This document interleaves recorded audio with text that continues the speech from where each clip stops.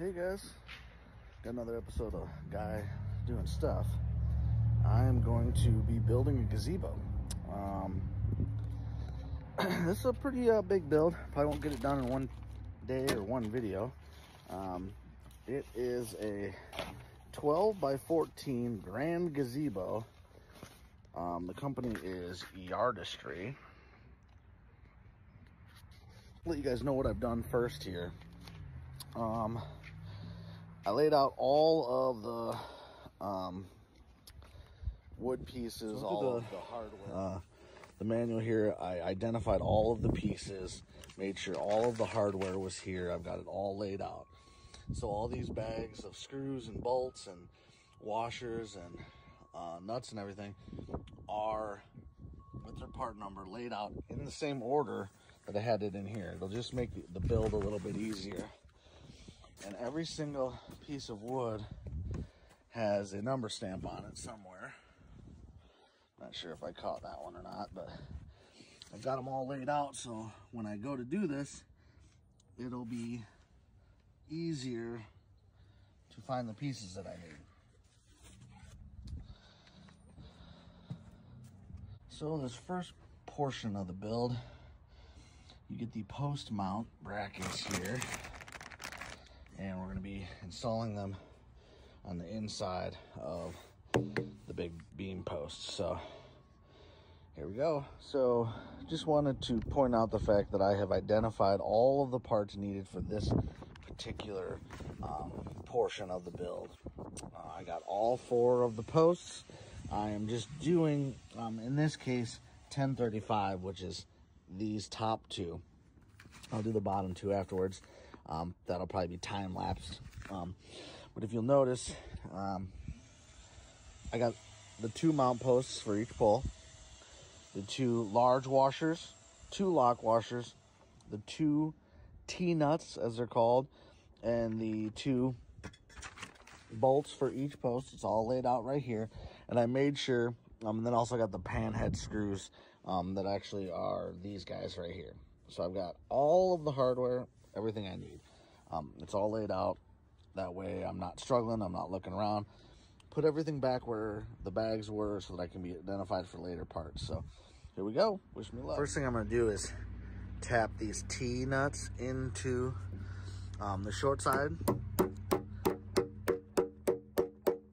The direction doesn't really specify that you have to tap them in, but it'll be much easier when I go to attach the bolts that it's in there further, that it'll be easy for it to grab.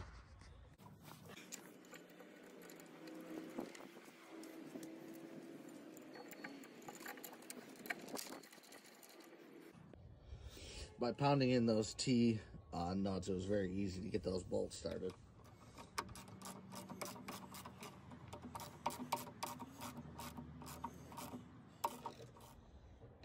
I'm going to snug these up nice and tight, and I'm going to pay attention to that T-nut on the outside to make sure it doesn't pull into the wood too much, because I don't want to over tighten these things.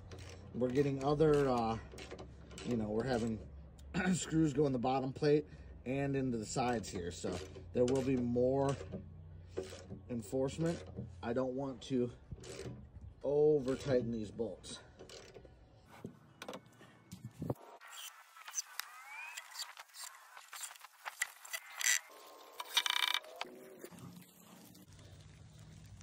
Those went all the way in.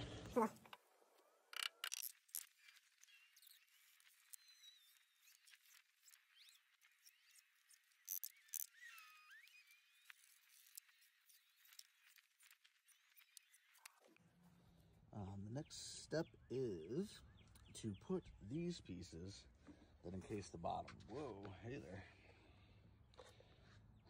They call them plinth. I'm not really sure if I'm pronouncing that right, but anyhow, so it basically calls for 64 of these screws, which again I got from over there, and make sure that the rounded edge is facing the top, and here we go.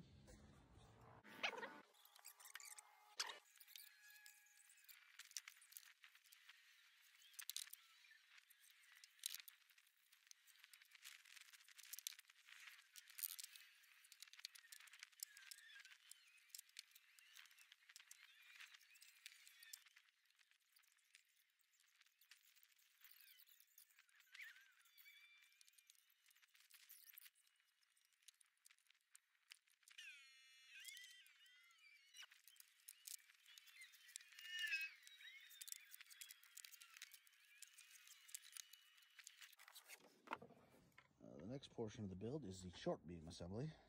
So I have located the 1044 beams, the 1042 and the 1043s are all laid out right over here, and all the hardware. Again, this comes in handy when you have everything laid out and you can see the number stamps. Just makes it easier to find everything during this portion of the project.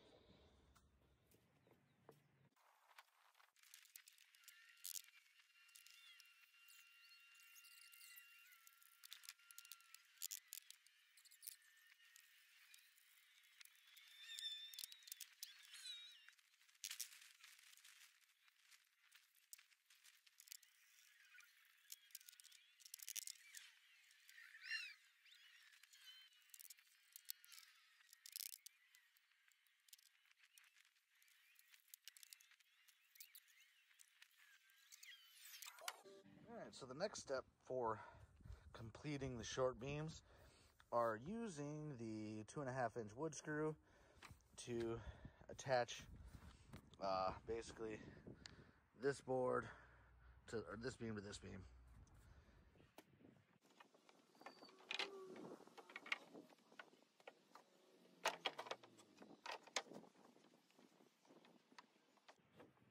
But I am gonna throw some of these long bolts in the through holes just to make sure they line up.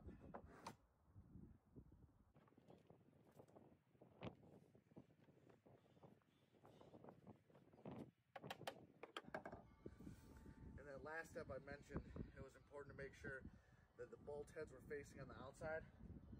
And that's for this step because when you're putting the two pieces together, those T-nuts need to be on the inside because they're flush. So, yeah.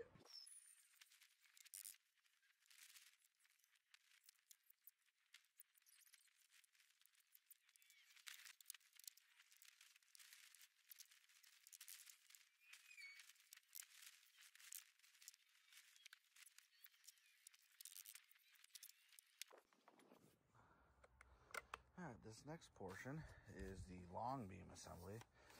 I've got all the pieces laid out and the hardware for just that back section.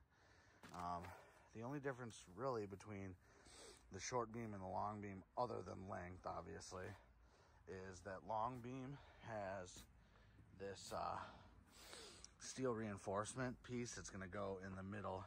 You can kind of see it in that drawing there. So when we go to do put this one together on this front side, it looks like only the top bolt goes in, and then when we go to put this thing together, that second bolt to go through. So here we go.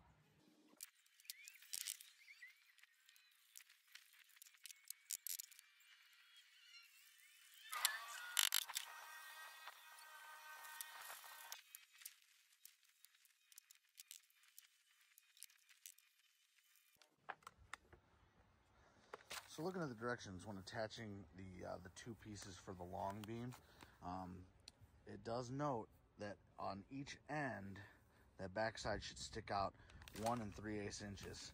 So I got to be careful to make sure that I do that as well. And this one's a little tricky. It's got this little metal piece that runs in the middle, and we got a few different ways the bolts are going in here. So we'll give it a go.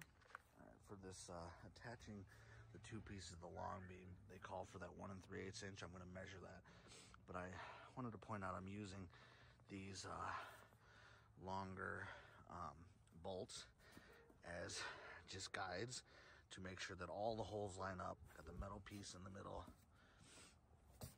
So before I anchor anything down, I just wanted to make sure that all the holes line up.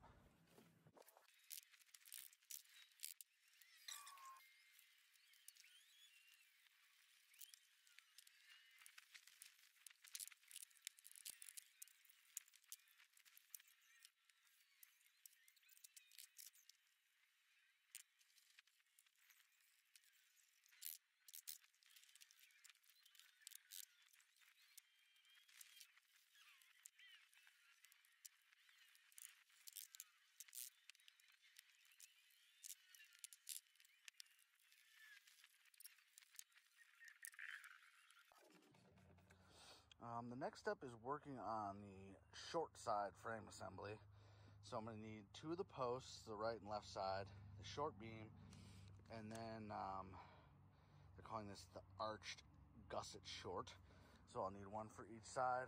Got the hardware. We'll see how this goes.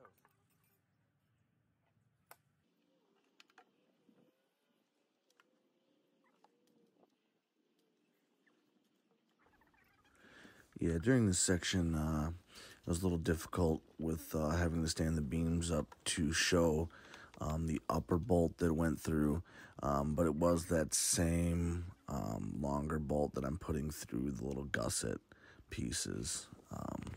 Yeah, it's just too hard to film the first part.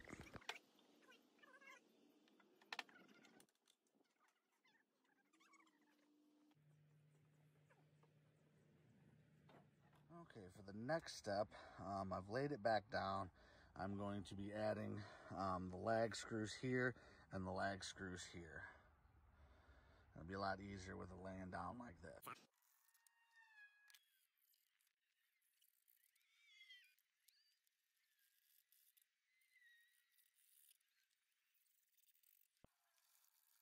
Well, that does it for getting the short sides up. Or the short sides complete.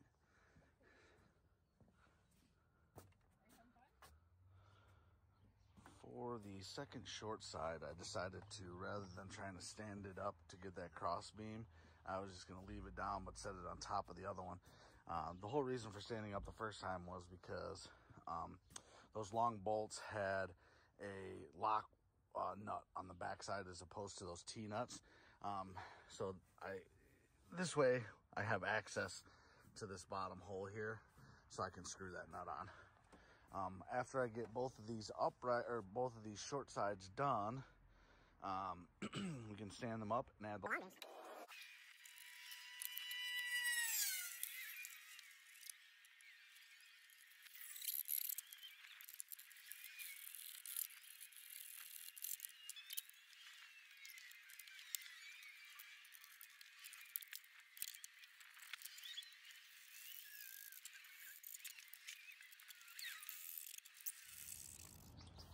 Well, the next part, step 7, is the fascia beam assembly for both the short and the long side.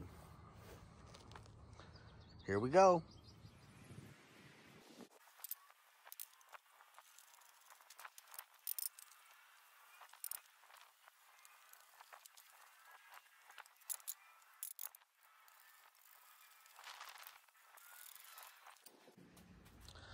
Okay, the next part is the small roof rafter assembly.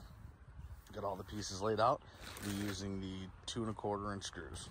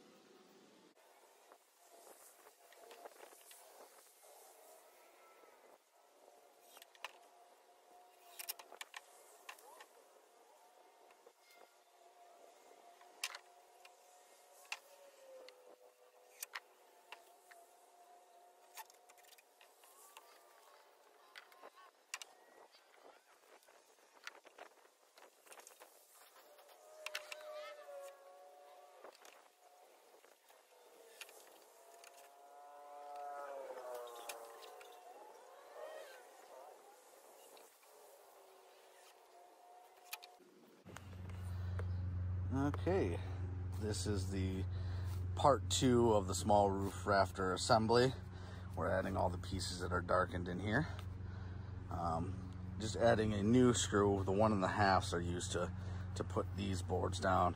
We're still using the 2 1/4s to drive in the ones from the side. So.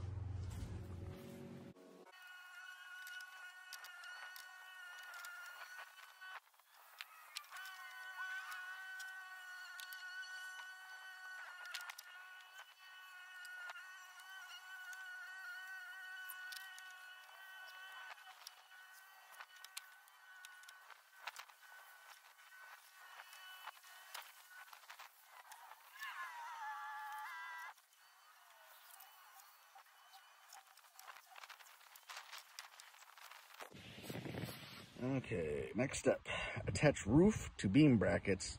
And this just says on the back of one of the small roof rafter assemblies. So we're gonna go ahead and do it. It says 1.5 inches up, centered on those 3 middle beams. So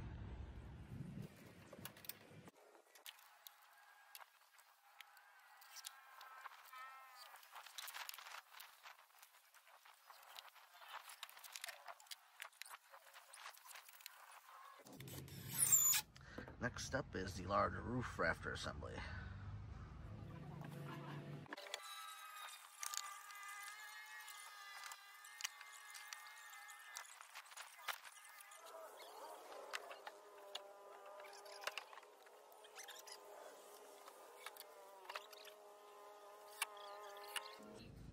Next step is the large roof rafter assembly part 2, adding these 2 pieces.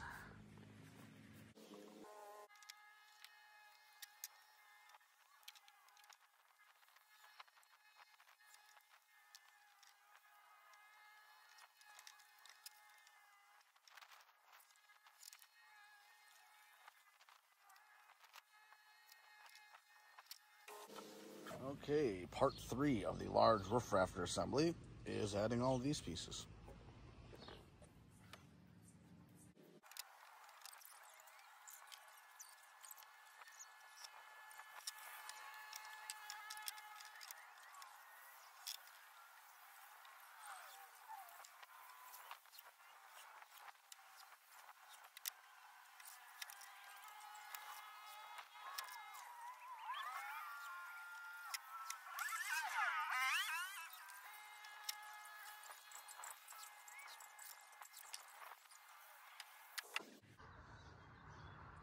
The next step is to flip it over, which I already did, and then add this 433 strap brace just to the middle section here, just for durability.